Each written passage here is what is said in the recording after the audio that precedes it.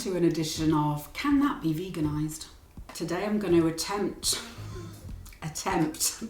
to make a vegan version of the James Beard sponge cake from this bad boy. My mum informs me that this is the first cake I ever baked unassisted when I was around 8 or 9 years old. Beard's recipe calls for 6 eggs. Obviously not going to use those. I'm going to use Aquafaba, which is the water you get out of a can of chickpeas. And I'm also going to use apple butter. The link will be up there for you. The original recipe's in cups, so I'm going to weigh it for you as well to get you the metric. This is 1 1/4 cups of plain flour, which is 180 grams. It would be better to use cake flour or sponge flour. Don't have it. Plain flour it is. 1 cup of caster sugar, 218 grams. Half a teaspoon of baking powder. The recipe calls for half a cup of egg yolks, so I'm going to use a tablespoon of butter and then top that up with vanilla yogurt. You can use any kind of yogurt. I'm using vanilla purely because I'm going to add more vanilla in later. So that's 95 grams. And then I'll add a teaspoon of vanilla. Teaspoon and a half. Why not? And half a teaspoon of salt. At this point, leave it. So Aquafaba egg whites. And then I'm going to use a hand mixer because this is going to be a lot of work. You can do it by hand. I wouldn't recommend it. I need to beat until fluffy. I'm going to transfer this into a bigger bowl because it's going to go everywhere. And I'm also going to add the 1/4 cup of liquid that I forgot to put in. I'm using soy milk. The recipe says water or orange juice. I've used all sorts in the past. Chucked a load of booze in before. I'm going to add 1 teaspoon of cream of tartar. This helps stiff peaks form, so I'm going to do it while it's running.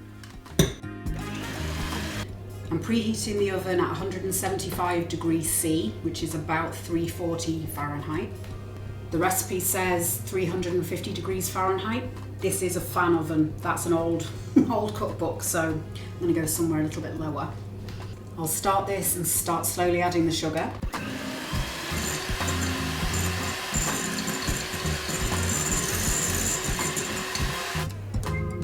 We're there.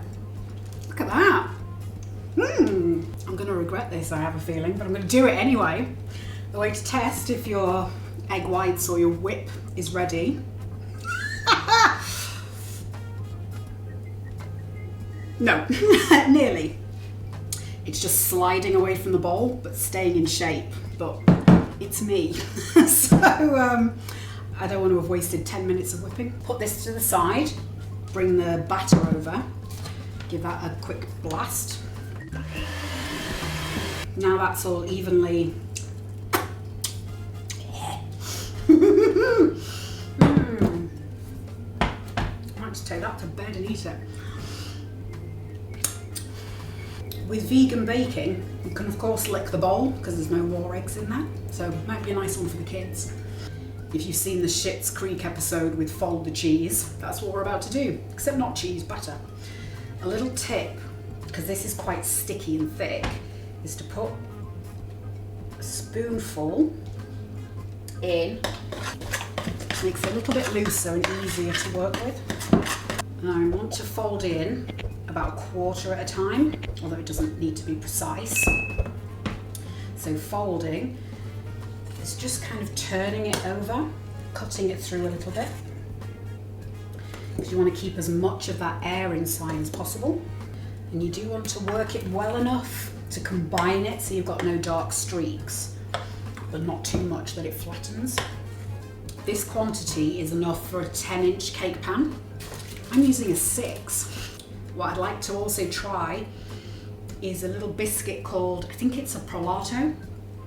Me and my dad used to go to the Jewish bakery on a weekend, and if they had them in, he'd buy me this bag of them. And I'm sure that all it was sponge mixture, really thin. So I filled it about 3/4, because it is going to rise quite a lot, hopefully. Tuck that in. And then I'm just going to try and ladle it on, see what happens.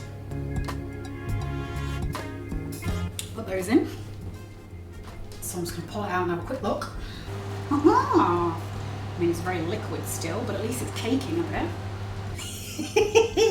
Well, the air bubbles are very big, which I don't remember seeing.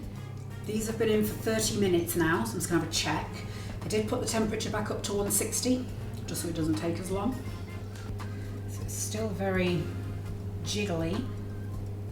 Yeah, still needs a long time. I'm gonna transfer them onto a cooling rack.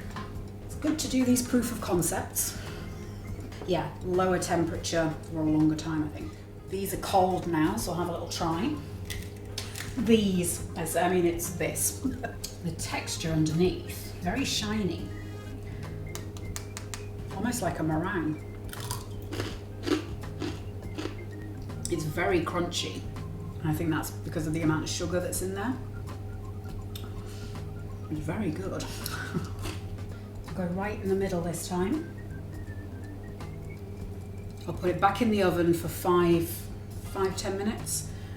Or I might put it back in and turn the oven off. That's what I'm gonna do. And then I'll let it cool down on the side for about 2 hours, just so it's fully cool. And in the meantime, I'll have a little think about what to have it with. Something fruity, I reckon.